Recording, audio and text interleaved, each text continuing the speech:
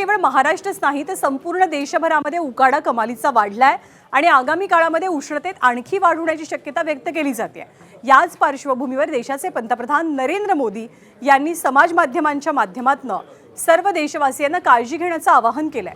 महाराष्ट्रात आणि देशातल्या काही शहरांचा पारा 46 अंशांच्याही पार गेल्यामुळे नागरिक हैराण आहेत। रणरणत्या उन्हामध्ये गरजू व्यक्तींना पाणी देणं, घरं आणि दुकानांच्या बाहेर पाण्याची व्यवस्था करणं या गोष्टीतनं सेवाभाव दर्शवावा असं आवाहन पंतप्रधान नरेंद्र मोदींनी देशवासियांना केलंय।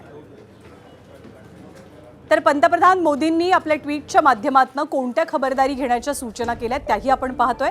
घराबाहेर पडताना पाणी सोबत नक्की ठेवा।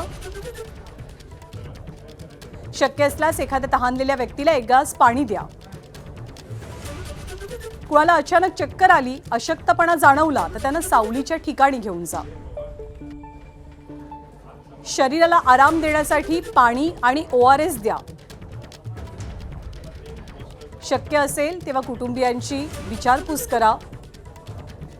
कुटुंबियांना भरपूर पाणी पिण्यास सांगा। उन्हामध्ये बाहेर जाणं टाळा आणि शक्य तितकी विश्रांती घ्यायला सांगा वयोवृद्ध नागरिकांना। पक्ष्यांना आणि प्राण्यांना सुद्धा आपण विसरता कामा नये। तुमच्या घराबाहेर बाल्कनीत पक्ष्यांसाठी पाणी ठेवा असं आवाहन सुद्धा पंतप्रधान मोदींनी केलंय।